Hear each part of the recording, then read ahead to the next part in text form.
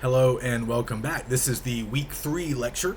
So today we talk about the film Metropolis, directed by Fritz Lang, and we'll also cover the two readings that I've assigned for this week, music and silent film, that begins on page 183, and the heyday of the silence, which begins on page 192. So obviously, we've been watching silent films since the beginning of the semester. All of the movies we've seen so far have been silent, but it's not until this week, week 3, that we really focus on some specific techniques, characteristics, or methods associated with silent film, and particularly the peak of silent film. So we've spent a lot of our time talking about early cinema, this kind of transitional phase as we move into more of a narrative style of filmmaking. We talked about how movies were starting to get longer, how we start to have more dedicated movie theaters, and eventually by the 20s we have the construction of these beautiful movie palaces, at least in a lot of American cities. So we've already covered a lot of what's been going on up until the 1920s, but we really haven't talked a lot about silent film specifically, about some of the techniques and traits of silent film. And it's important that we know some of those because everything is about to change. By the end of the 1920s, we have the advent of sound movies, talkies. So by next week, we're going to talk about the rise of sound and how many changes that creates in the filmmaking industry. And of course, we're going to start recognizing additional features that we would still see today. So in order to appreciate that transition from silent to sound, we need to know a little bit more about silent films as they existed, as they sort of flourished in the 1920s. And that's the decade that the book identifies as the real heyday, or the sort of peak era for silent film, especially in this country. And we've already talked a little bit about the 1920s last week when we discussed the rise of Hollywood and the development of the Hollywood studio system, which really came to dominate filmmaking in this country, and it also, would end up influencing a lot of other national film industries as well. So we stay in the 20s, but now we'll talk a little bit more about the aesthetic qualities of silent film, and we can use Metropolis as a great example of a very successful, very popular, very critically acclaimed silent film. So this is a famous movie. Even if you have not seen it before, chances are you've heard of it, and chances are you've probably seen some of the film's imagery. It often pops up in a lot of other forms of popular culture. I was going to give you guys a list of sort of, more contemporary movies or books or TV shows that have drawn on some of the visual imagery of Metropolis, but I think you guys should maybe try to discover some of those for yourselves, because as you watch the movie, you might recognize certain things, like some of those scenes, down beneath the surface in the catacombs where all those workers are toiling away. Like, that stuff has gotten repurposed a lot in popular culture. Some of the images of the robot, the robot Maria, you may have seen some of those before. You may have seen some of the images of the city. Again, this film is known in part for helping to pioneer not only set design, but also some early versions of special effects. So you may have seen images or sort of, moments from this film captured in other places and sort of repurposed for other uses. And it would be probably a fun exercise to go online and just look around a little bit, especially after you've seen the film. Again, some of the images in the film might trigger a memory for you or help you to create an association to some other work of popular culture. So it's, as far as, when you consider how old it is, it really has remained somewhat embedded in our culture. And certainly if you're a movie buff, if you're a fan of science fiction, you probably need to have at least a passing familiarity with this movie. One interesting way to look at it, many critics and scholars have called it this, have considered it to be maybe the first aesthetically significant science fiction movie ever made. It obviously was not the first sci-fi movie ever made. We've seen an earlier example with A Trip to the Moon by Georges Méliès, but this movie is indisputably more technologically advanced. It has a more sophisticated and elaborate narrative. It feels more modern. And we're going to explore some of the reasons for that today. But one of the reasons has to do with subject matter. We're also going to talk about some of the technical achievements of the movie, and we'll try to place a lot of that within the larger context of silent film in the 1920s. But also, critics and scholars have pointed to the actual subject matter or the plot of the movie, which obviously involves income inequality, the rise of technology, potentially dangerous technology that can be, misused in certain ways. We see this kind of vision of the future. It's a very mechanized, industrialized, sort of technologically advanced vision of the future. Now, to us, to a contemporary audience, certain aspects of the film will, of course, seem dated. Some of their visions of like machines and how certain things work will feel a little bit outdated because obviously a lot's changed in the last 100 years. But if we place it within its proper context, if we think about it as a vision of the future from the 1920s, I do think it will strike us as pretty forward-looking, pretty impressive as a technical achievement, and it's also a pretty fast-moving, interesting narrative as far as silent films go. It's a little bit of a convoluted narrative, so I did want to mention that here in lecture. I don't want to provide a plot summary. You guys can find those if you need them, but we will talk a little bit about the plot and the restored version of the film that we are watching, and some of the ways that it kind of improved the viewing experience because they were able to find some previously lost footage that had made the film kind of hard to follow previously. So I just want to start by just being clear that this is a German film. It was made in Germany, but later Fritz Lang would come to the States. He would work in Hollywood. He would make a whole bunch of American films, but that happened later in his career. He would come over in the 1930s, largely, in part at least, to escape the Nazis, not long before the start of World War II. And he would work in Hollywood from the 1930s through the 1950s before, I believe, eventually returning and finishing his career in Germany. But this is one of his earlier films from his German period. So we don't have actual dialogue from the characters, but in its original form, obviously the inner titles would have been in German, and we are watching, a translation. They're translated into English. So just a few things to mention. Again, it's kind of historically important. It helps to pioneer the science fiction genre. Again, we could maybe make the case that it's more aesthetically significant or just sort of more advanced than some of the earlier sci-fi films from the early cinema period or the transitional period that we've talked about before. We can note the sets, the special effects, but also just the scale, the overall spectacle here. In many ways, this is a big movie. And we sort of talked about that last week as well in relation to the Four Horsemen of the Apocalypse. And this is part of what the book wants us to understand about silent film in the 1920s. These were often very big movies in terms of their scale, in terms of the sort of scope of their narrative, in terms of the time that they covered, but also in terms of some of the scenes that they were staging. We should have noticed this last week with the Four Horsemen. We get some of these really sweeping battle sequences. We get scenes with a lot of extras. It's no different here with Metropolis. We have, again, a large scale.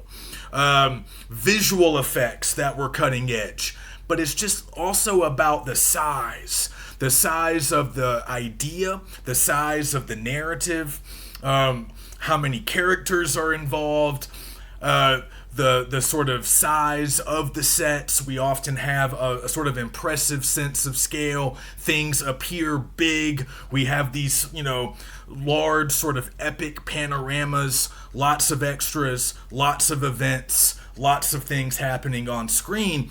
And this was really characteristic of this peak era of silent film. They talk about that in the book. And partly that had to do with the fact that they could stage these huge scenes without the need to capture dialogue. Huge in terms of the number of extras or the amount of ground that they are showing. Again, talking about scope and scale. And some of that epic scale was made possible by the fact that there was no accompanying sound, right? There was music oftentimes played alongside the exhibition of the film, but there's no sound actually getting sort of embedded into these shots, into these scenes. So that actually freed up the filmmakers to create these really wide, expansive canvases because they didn't always have to worry about capturing sound. So as they point out in the book, it almost feels a little paradoxical or sort of strange to think about, but in some ways, the advent of sound at the end of the 1920s sort of reduced the spectacular scale that we previously saw in a lot of silent films, because filmmakers after 1929 had to start finding ways to film scenes that would feature dialogue.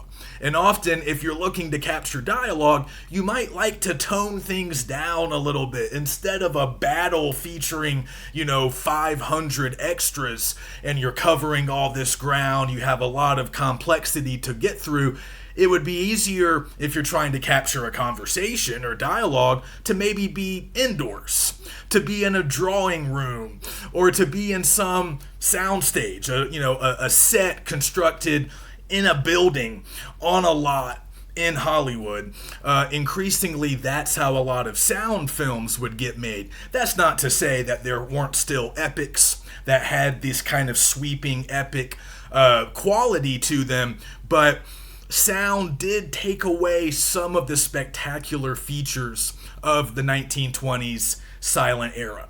So that's something we'll talk about, and Metropolis really sort of represents all of those spectacular things that the book is discussing. Just the way it looks, the impressive nature of the visuals, but also the nature of the narrative. Like the Four Horsemen of the Apocalypse, it's a pretty ambitious narrative, right? A lot happens.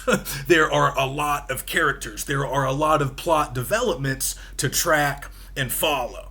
So this is where the restored version comes in. It's kind of important to note. We don't need to be experts on this, but for a long time we had sort of an incomplete version of the film because some of the footage had been lost. So we had some holes in the plot. We had some missing scenes that could make piecing together the narrative a little bit difficult. But in the late 2000 and aughts, I believe around 2008, they found a fully restored, complete 16 millimeter print in Buenos Aires, Argentina, in some museum there.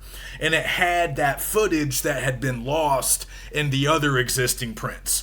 So there had been some earlier restorations as well. I'm no expert on this stuff myself. I think some of the summaries for some of the missing material may have been created in an earlier restoration. And in the version that we're seeing, which is that 2008 version, we get some of these brief summaries along with the original intertitles, which again would have been in German, of course, originally, but they've been translated to English. But I believe we get some summaries because we're still missing some action. We still have a few holes that have to get filled in.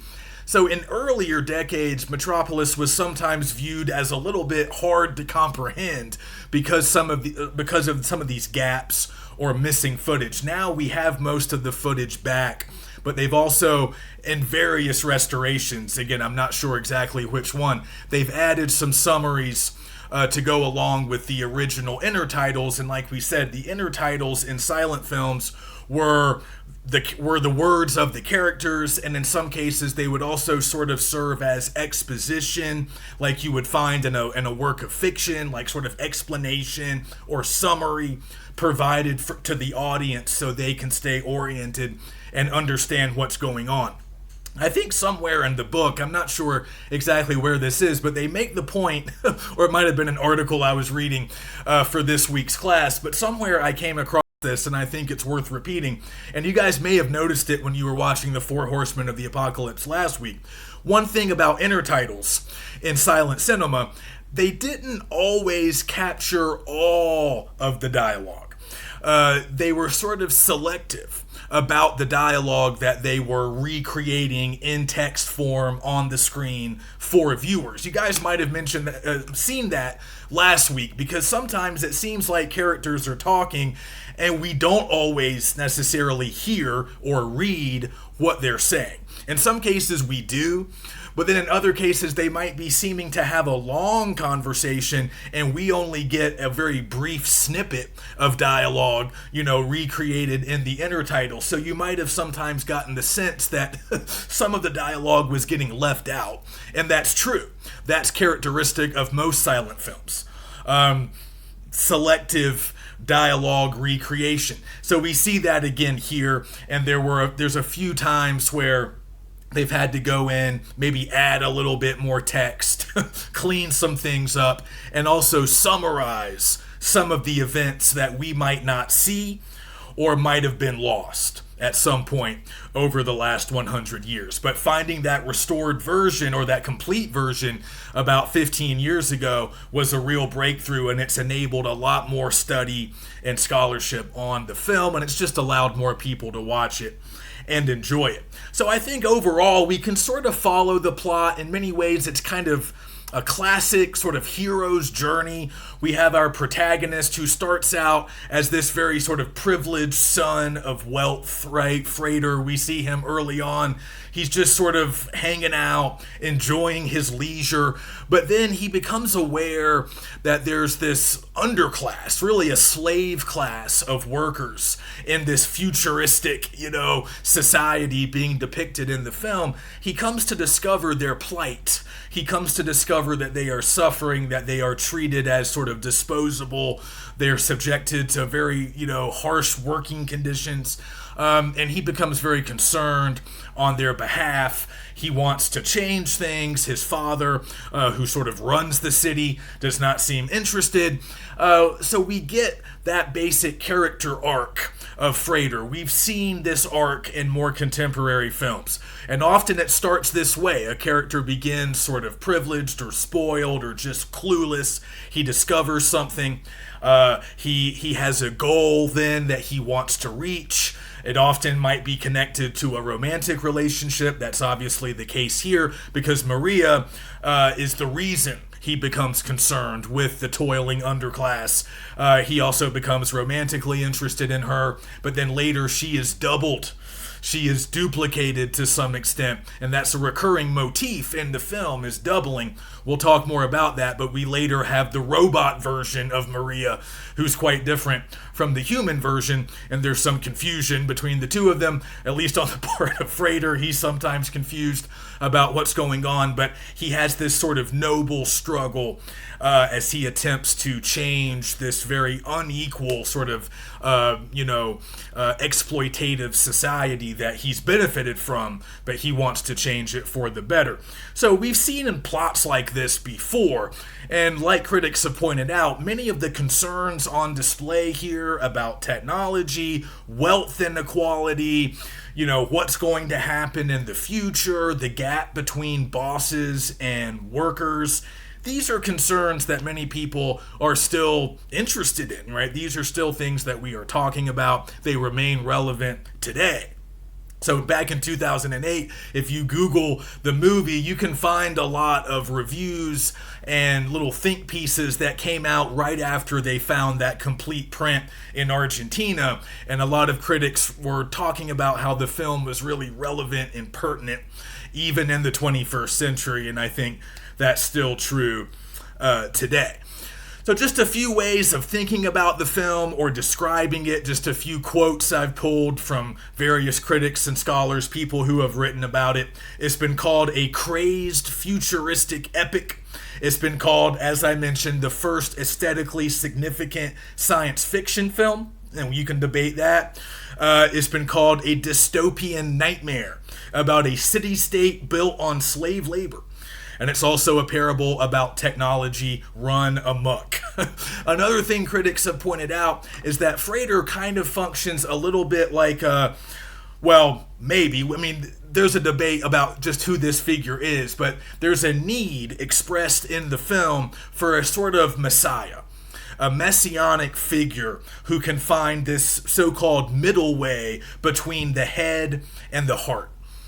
And we hear this at the beginning of the film, or we see it in text form, and we see it again at the end, mediating between the head and the heart. And a lot of critics and scholars interpret that phrase to really just mean finding a middle ground between the bosses, sort of the managerial class represented by Frater's father, and the workers, the sort of anonymous working class that's represented by the sort of underclass or slave class that we see in the film. And Maria is sort of serving as an advocate for them, and Frater later serves in a similar role. So what does that really mean? And does Frater become that sort of messianic figure by the end of the film? People are still debating that, and they're debating what it really means to find this middle ground between workers and bosses, or the very wealthy and working class or middle class people. Again, if we're adapting some of the film's ideas to the modern day, this is often how people do it. A few other people, though, have pointed out that both maybe intentionally and unintentionally, the film exhibits some sort of ominous or troubling signs of rising Nazism in Germany. And as I've said before, Lang flees Germany to get away from the Nazis. But his wife, or longtime collaborator, Thea von Harbo, who wrote the novel upon which this movie is based, she was more sympathetic to the Nazi regime, and she remained in Germany, and I believe continued to work in the German film industry after Lang took off for the U.S. So we can see, again, in some of the visual imagery, we might be able to notice what some scholars have pointed out as these sort of signs of Nazism. One critic points out that early in the film, we see the workers in this kind of rigid, symmetrical patterning, where they're moving in a very mechanized, sort of rigidly organized way.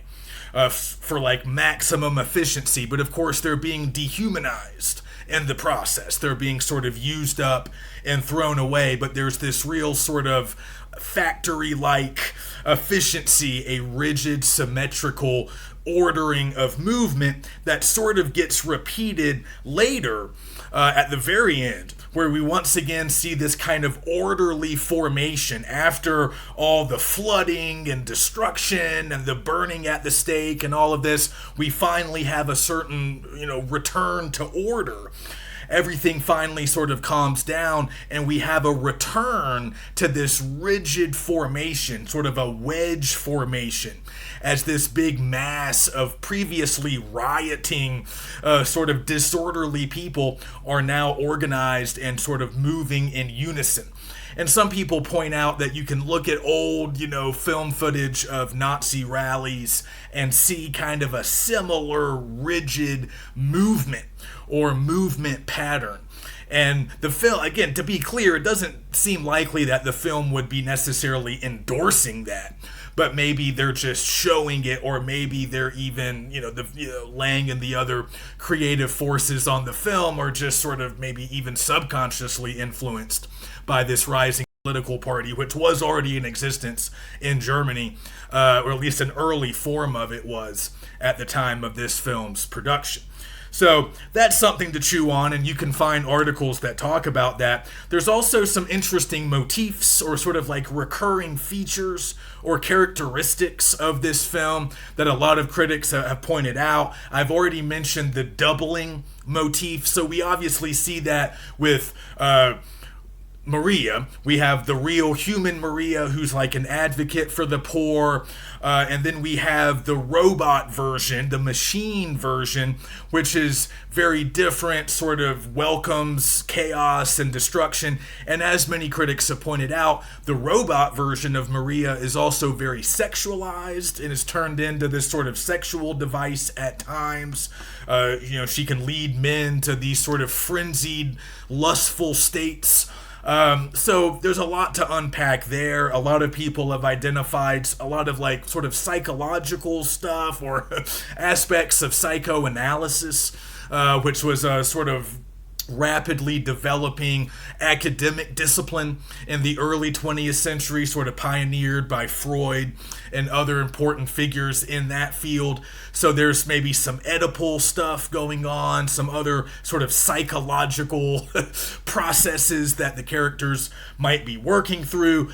There's also a lot of political and sort of social commentary. Again, when the film came out, it was perceived by many as sort of having maybe a sort of socialist or maybe communist kind of message, sort of advocating for more equality between the classes, people coming together, working together, trying to eliminate some of the inequality that we see pervading this society.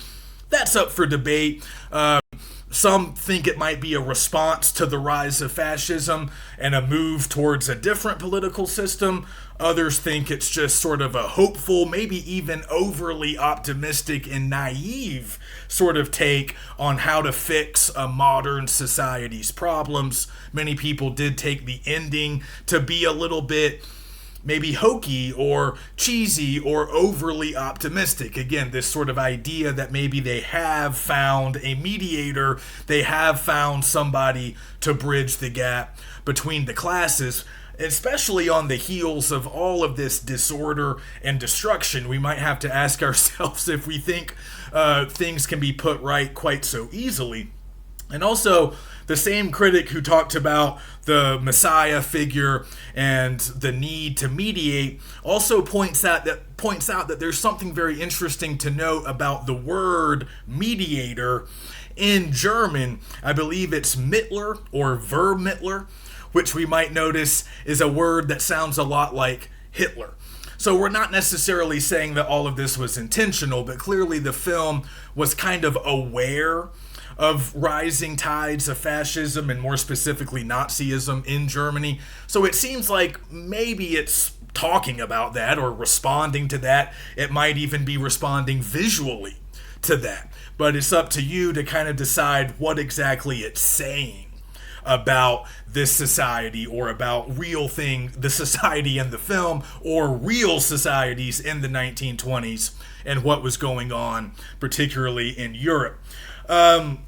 So, yeah, the doubling, the idea of the mediator, psychological complexity, also a lot of biblical undertones. In fact, they're quite explicit at times, so you could certainly do more with those. The imagery of water and fire, there's a lot of symbolic importance to those. You could track those. We have that extended flood sequence near the end of the film, which seems relevant. We also see fire at some important junctures, including the burning of robot Maria at the stake. That scene, along with some other sort of plot developments, seem to have been borrowed maybe from earlier films or earlier plays, books. We know the film was based on a novel, again, by von Harbo. And this is another thing that makes the book kind of modern. The novel was actually written almost concurrently with the development of the film, at least the early stages of production. The book, I believe, was supposed to come out first, but the book was conceived as like a companion piece to the movie, which was fairly uncommon back then. A lot of movies were based on books, but typically the book would come out first and the movie would follow it years or even decades later. Many early films would take older novels that had already been out maybe for, decades or even a century or more and adapt them into movies. It's more common nowadays to have books come out either as sort of a larger package with the movie or even after the movie. We don't necessarily need the book to precede the movie. A lot of times they're sort of wrapped up together, and that's what was actually the case here.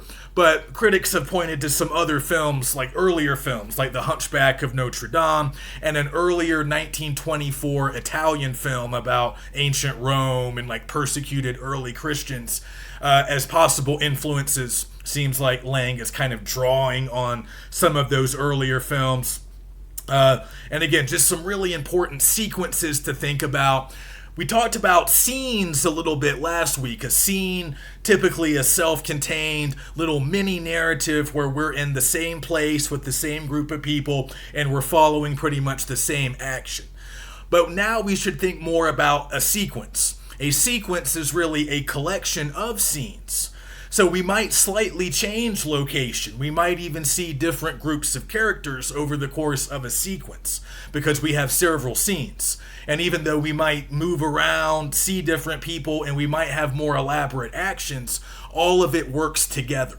So here we have a flooding sequence, or we have a burning at the stake sequence. It's not necessarily a single scene. It might be a couple of scenes or several scenes placed together in a sort of logical or chronological fashion through the editing process that we can follow and understand. And when analyzing film, just like with a book, we like to grab maybe a paragraph or an individual sentence or at least a chapter within the larger book. When we're analyzing movies, we like to focus on individual scenes and sequences. We talked about scenes kind of as set pieces last time, and this week we can definitely notice several important sequences and smaller individual scenes that are ripe for analysis.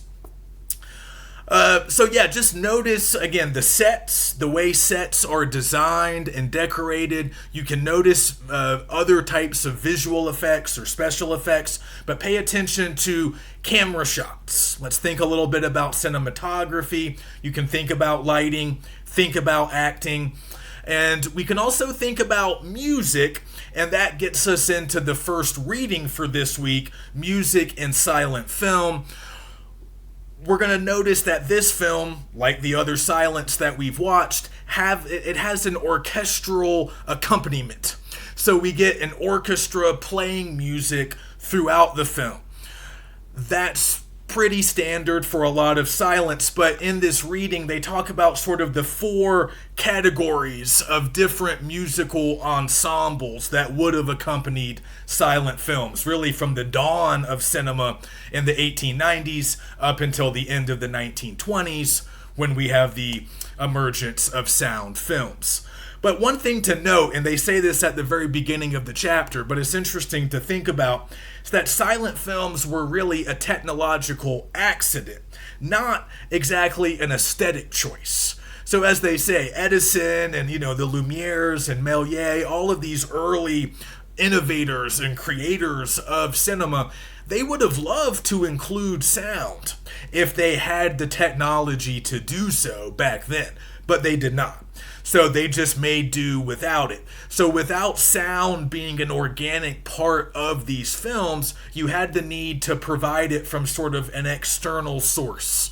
So we have four different external sources of music that could accompany the film when it was playing in theaters, because that was really the only way to see movies back in the silent era. If you were going to see it exhibited, you were probably going to have to go to a movie theater. But we did talk about how in the very early days, in the 1890s, before we had a lot of devoted, committed movie theaters, a lot of movies would play like in music halls, or they'd be part of traveling shows, and you would just set up your projector and your screen wherever you had the space, and you would show it to a paying audience. So in those very early days, you would have what the book refers to as like vaudeville or music hall orchestras, who would often play alongside the exhibition of the movie. So we talked a little bit about vaudeville, I think last week, kind of an earlier form of entertainment that was pretty influential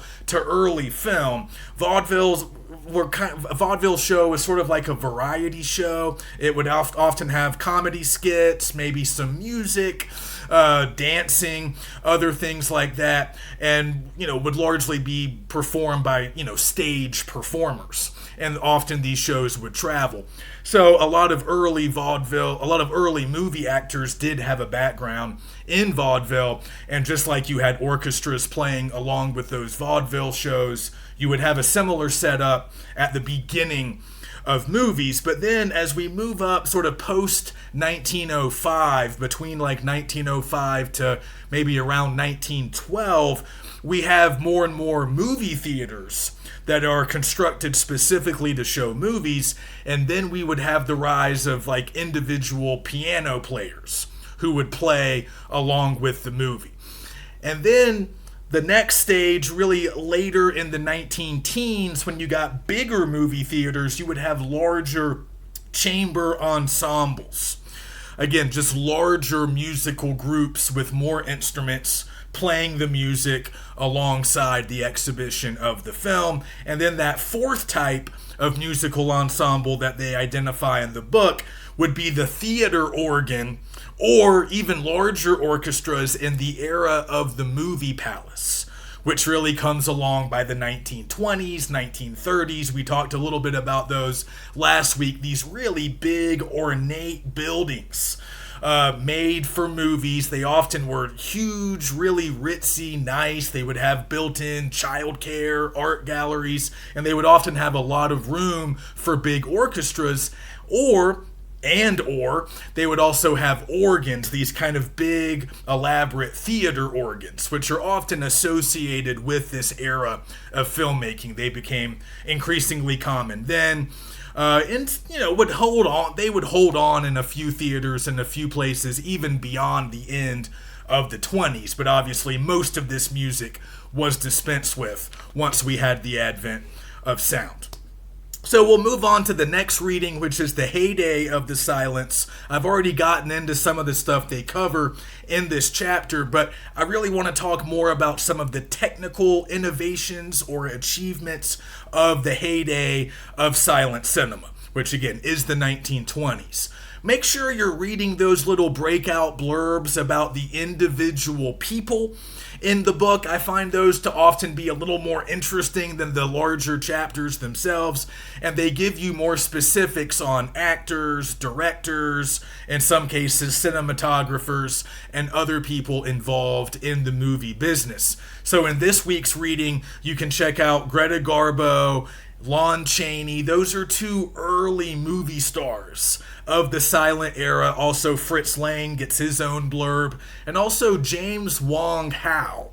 I really encourage you guys to read the little section on him. He's a very important cinematographer. And he's, part of a lot of these technical innovations and breakthroughs that we see during the silent era. So he starts working as a camera operator in the 1920s. And then he moves into essentially running the camera work, being in charge of the camera work, which we now refer to that person generally as a cinematographer. In some cases, maybe the director of photography, though in some cases those might be slightly different. That terminology didn't always exist back then, but we now regard him as one of the most influential early cinematographers. And he continued to work, in Hollywood for quite some time, up into the 1960s. And he made some pretty big, he worked on some big films in the 60s, including HUD, starring Paul Newman, that came out in 1962, and The Sweet Smell of Success, which came out a few years earlier in 1957. But he's really known as being a pioneer in terms of using the camera to create mood. As they talk about in this chapter, before the 20s, a lot of movies would just basically have all the action take place in front of the camera. Very theatrical, very staged, very static. But Howe and other, camera operators and cinematographers during the peak silent era started experimenting with more camera movement. They started finding ways to make the camera more mobile. How can we capture more stuff? How can we move? how can we create a sense of dynamic action and also create a more realistic effect for viewers.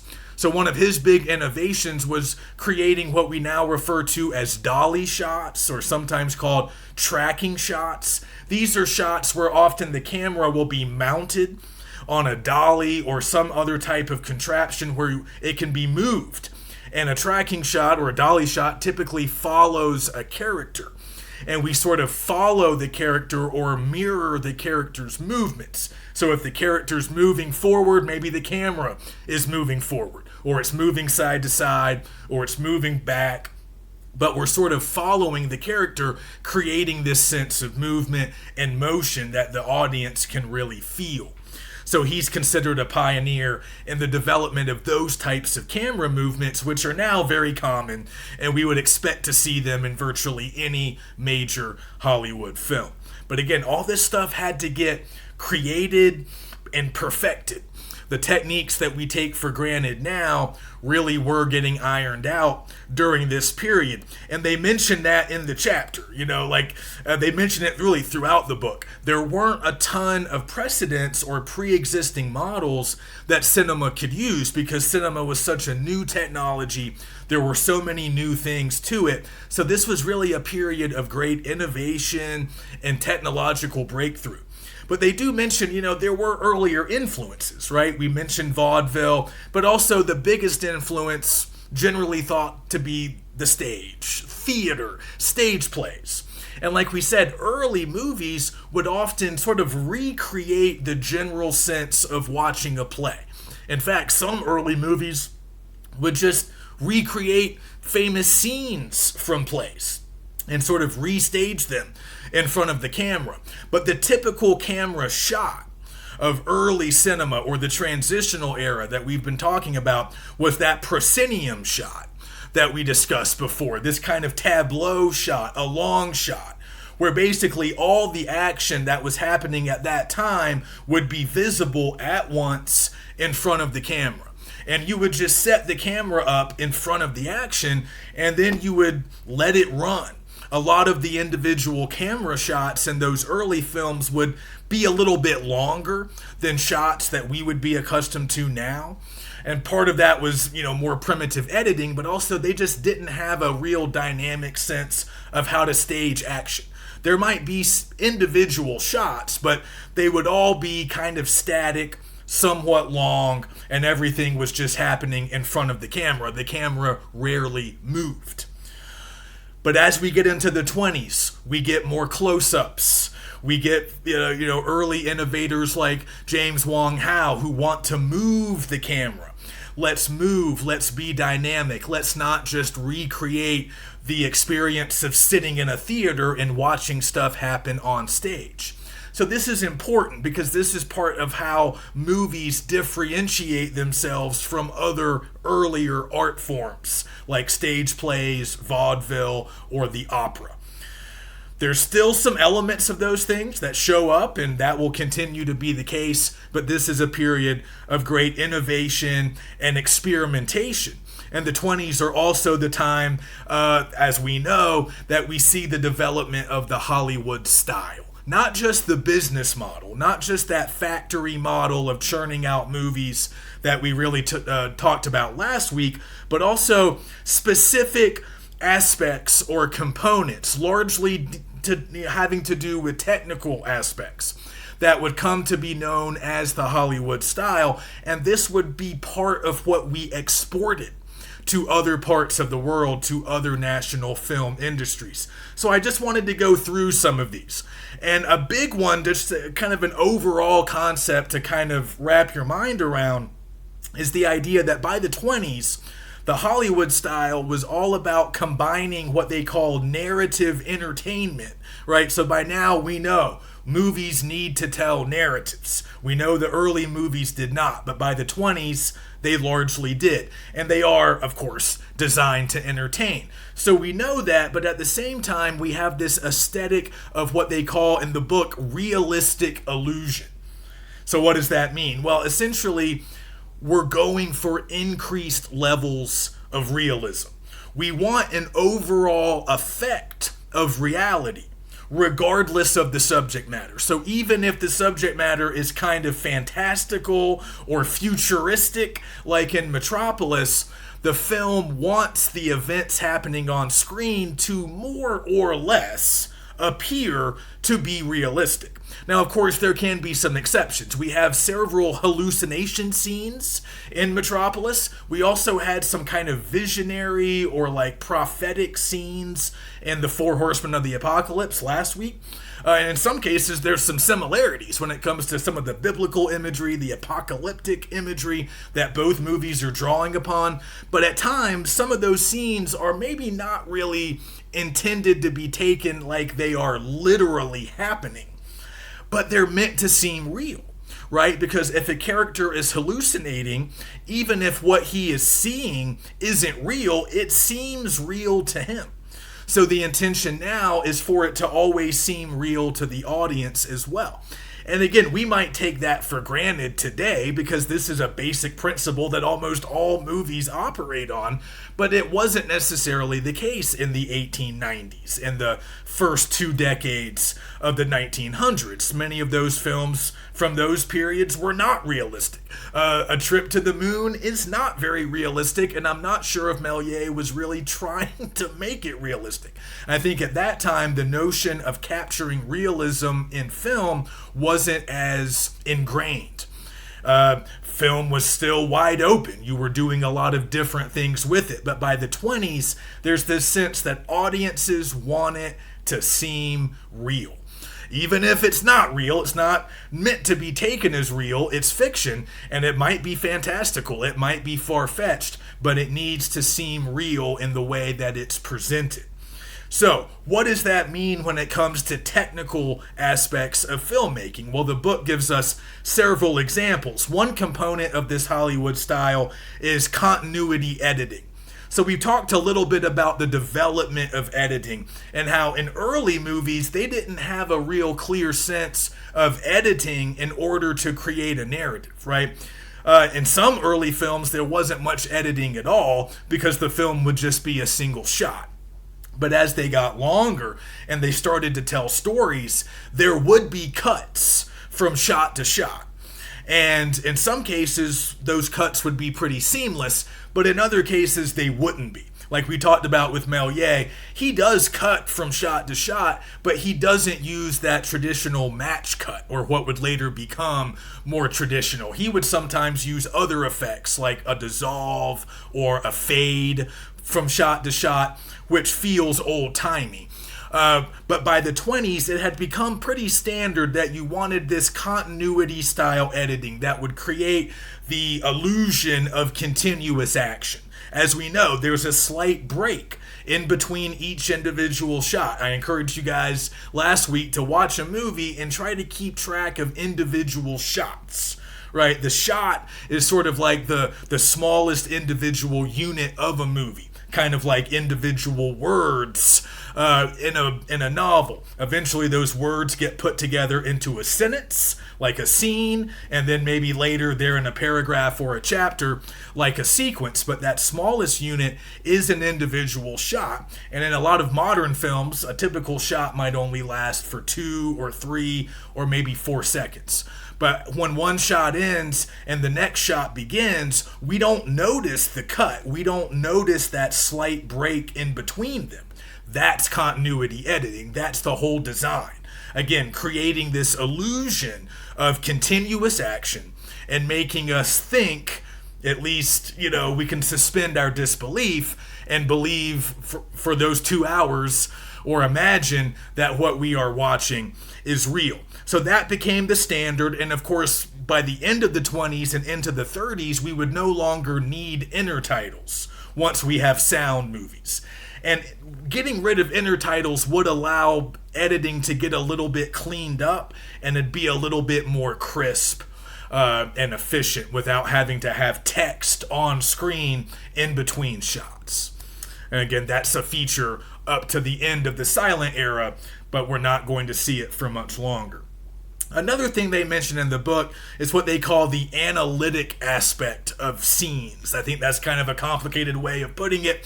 What they really mean is films and filmmakers started to have more elaborate scenes. And as a result, they had to plan out those scenes. They had to break the scenes down into all of their constituent parts, all of their individual components. And this is, once again, connected to just the development, the greater sophistication of narrative techniques. We're no longer just going to have a long shot of people doing stuff in front of the camera, and then we're going to move outside and have another long shot of them doing some other stuff in front of the camera. That was early primitive filmmaking, but in a film like The Four Horsemen or Metropolis, you have a lot more moving parts within a scene. You might have more actors. You might also have more of a need for set design. You might have a manufactured set that's created by the art department, which is a vast group of artists and craftspeople. They are building the sets, they are painting, they are decorating, designing, and they also are connected to, the costumes, the hair, all of that. But also, if we're outside, we still have to arrange things in a certain way. We still have a big crew in charge of moving stuff, cleaning stuff, positioning stuff, and creating a certain visual look for that particular scene. So that's what we talk about when we talk about mise-en-scene. That's like everything that you see outside of camera stuff. Right? Camera stuff gets its own category. But everything else that you see, the sets, the way the actors move, the way stuff looks outside, also lighting, all of that kind of generally falls under mise-en-scene. And all of that had to be planned. It all had to be planned ahead of time. It had to be written down, mapped out, and coordinated. And it took a lot of people to do it. And as these scenes got more complex, you just had, you had more going on. You might have more elaborate blocking. That means the movement of actors, how the actors are arranged, right? How they're being seen, how they move in front of the camera. So all of that was increasingly thought out, planned out, and we had more and more specialized departments or occupations. Now we had more clear delineation between the cinematographer, the production designer or art director, the person in charge of lighting, the person in charge of costumes, the screenwriter, and then of course the director who's overseeing it all. So that development of more specific components of scenes. We also had more camera setups because now we have more camera movement. So you're not just letting the camera run in one position. You might move it around. Even within the same scene, you're going to get a lot of different shots, so you need the camera to be in different places. That takes time. That requires people to move the equipment. It costs money. All of this is becoming more and more standard in the 20s. Another thing that we need to understand, and it's interesting to consider, I've already mentioned it several times, but the book offers more detail, just the idea that scenes don't take place exclusively in front of the camera. Now the camera moves, and they have that 180-degree rule.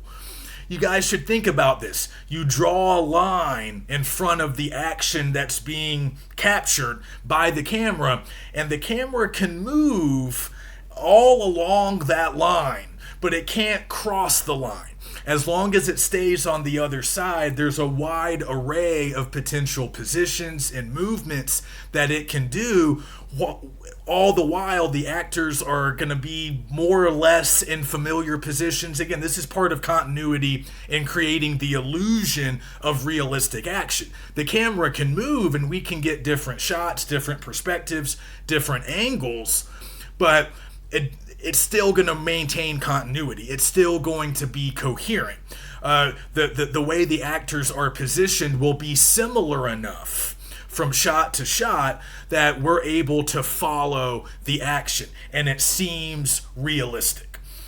But there are other technical developments that are sort of part of this larger trend, like the eye line match and the reverse shot. The idea of showing a character looking at something and then immediately cutting to show what the character was looking at. So we have a shot of a glance, right? The character's glance. Maybe we're right at the eye line, maybe a medium shot or a close-up so we can see the character pretty well. We see that they are looking at something. But that first shot is just us looking at the character, the actor. Then the next shot, a seamless cut. The very next shot, we are looking at what the character was looking at. So that's considered a reverse shot with an eye line match. And that creates this heightened sense of reality. We kind of feel like we're in the shoes of the character. We are seeing what the character is seeing. So this is all about removing the distance between the viewer and the film. Not just making us feel like we're watching stuff up on a stage, but making us feel like we are in the action or directly following the action. That's what those dolly shots do as well. When the camera is literally following the character, that makes us feel like we are adopting the perspective of the character, or maybe we are following the character and the camera sort of represents our own perspective. We still know what we're watching is fiction. We still know that everything is scripted and staged. But these features, these technical developments, make it easier for us to suspend our sense of disbelief and to accept the things on screen as real, at least as long as we're watching the movie. So that's pretty interesting stuff to consider. Again, it's all very standard now, but the 20s, as part of the Hollywood style, is really when it becomes the standard. Also, what we see during this time is the emergence of a lot of really well-known movie genres. So I won't get too far into this because we're going to talk more about genre in a couple of weeks. So I'll save a lot of this for later, but they talk about melodrama and comedy specifically in this week's reading. And they mention that in both genres there are kind of two different branches. So when it comes to melodrama, they say on one hand, a lot of early movies were influenced by 19th century plays. And these were often plays that had kind of melodramatic plays. So these often had clear morals, heroes battling villains, sort of improbable plot twists, and they were popular in kind of a previous era. But in early cinema, they were good material to adapt because the plots were already intact. Oftentimes the stories were already familiar to audiences, so they could easily be adapted to this new medium of movies. But later we had more sort of cinematic melodrama that really came to be quite popular throughout the 1920s and into the 30s and even beyond. And these often centered around like romantic relationships or family life. They were sometimes considered to be women's stories. We don't really use that term anymore. But as the book points out, many of those films were sort of marketed to a female audience. And throughout the 20s and beyond, women filmgoers made up a very important part of the larger film viewership demographic. So a lot of film magazines, a lot of the marketing material were often sort of, centered around female audiences, and these were sometimes characterized as movies that were popular with female viewers. So we had melodrama, we also had comedy.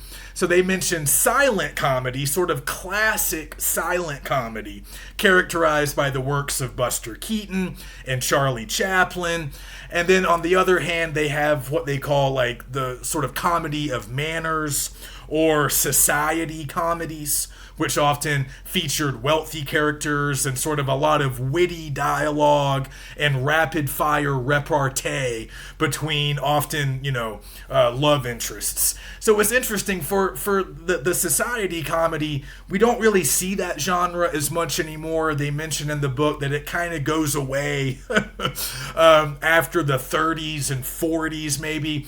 But even before the advent of sound, it was popular for quite a while. Even during the silent era, you might think it would be kind of hard to capture verbal wit But they tried. And then during the early sound period, this was a very popular genre. Some critics would claim that certain aspects of the society comedy would live on later into the 40s and 50s when we have a kind of new genre of comedy called screwball comedy, where the characters don't necessarily have to be upper class, but we still have an emphasis on verbal wit and a sort of rapid fire, flirtatious repartee between the male and female lead. So those comedies would remain popular for several more decades. But the sort of classic silent comedy, on the other hand, with the likes of Buster Keaton and Charlie Chaplin, those were more characterized by physical comedy, what we might consider to be slapstick today. And we still see elements of that, but sound largely changed the need or eliminated the need for a lot of those silent comedies. But they're still regarded as, in some cases, masterpieces, important for later comedies, at least in some ways. And they often commented on social or political or cultural developments. We'll talk a little bit more about comedies later when we get into genre, but by that point we'll be talking about sound comedies. So we kind of gloss over Keaton and Chaplin, although we'll return to them at least briefly, but it's a little bit of a crime that we're not doing more with them. So I did post a little bit, just a couple of clips from some Charlie Chaplin movies and some Keaton films, so you guys can just gain at least a general appreciation for their comedic skills. So those were the genres that we cover this week. We'll talk about more later. They also mentioned some things that are happening outside of the U.S., like Soviet montage, a very specific editing technique that develops in Soviet Russia. German expressionism, we see an example of that in Metropolis. Also breakthroughs in places like Japan, Italy, India. I won't get into that stuff now, but it's worth looking into if you're interested. And finally, we'll end with acting. Just to return to a notion that I mentioned a couple of weeks ago, or maybe it was last week, how we might think that a lot of acting in silent films is a little bit over the top or exaggerated. And that's obviously true. They mention here that silent film acting was largely gestural, meaning it was largely based on sort of exaggerated actions and gestures. But as we turn to sound film, as we move through the end of the 20s and into the 1930s, we'll see a turn to more naturalistic acting. And we typically consider naturalistic acting to be more modern, more realistic, a little bit more subtle, a little bit more in line with how people actually behave in real life. So they also mentioned the Stanislavski system, which might be worth knowing because it kind of gave birth to method acting, which took hold in the US a little bit later on, like in the 50s and 60s.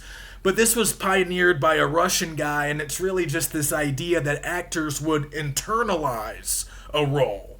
So instead of just, sort of playing it for maximum effect, and being a little bit over the top, sort of borrowing older theatrical models. Again, with silence, you couldn't actually capture dialogue, so they really had to emote. They had to be very strong in their actions and gestures.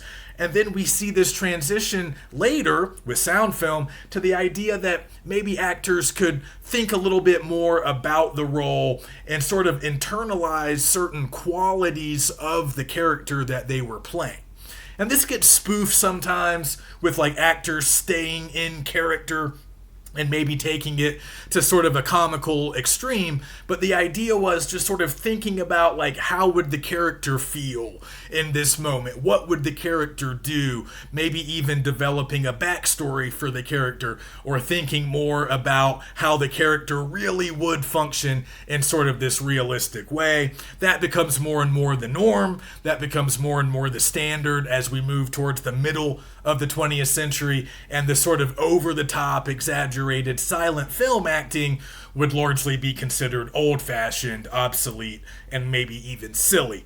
And then finally, they mentioned the star system, another part of this larger Hollywood system that would dominate from the 1920s onward for many decades, and we still have it. This is one of these things that we can still recognize today, this idea that you have certain movie stars that often appear in certain types of movies, they'll play certain types of roles, but also this development of image, this combination of the acting on one side and then the star's personal life on the other. This sort of larger package, this creation and maintenance of a particular image that is then sold to the movie-going public. I think you guys can find some examples of that star system working today. Think about famous movie actors today. Think about gossip magazines or online sort of forums where these actors might be talked about. Rumors about their personal lives might be discussed. Think about the movies they're in. Think about their personal image. Think about maybe how they serve as pitch people for various products, how they might show up in advertisements, or how they end up on talk shows. And they're not just actors. They're also larger than life personalities that can be used to sell stuff, market stuff, and they're often very important vehicles for studios or directors, producers, the people that are making the movies. Okay, so that's it for this week. Let me know if you guys have any questions, if you're having trouble accessing any of the links in the modules, and I will see you next week.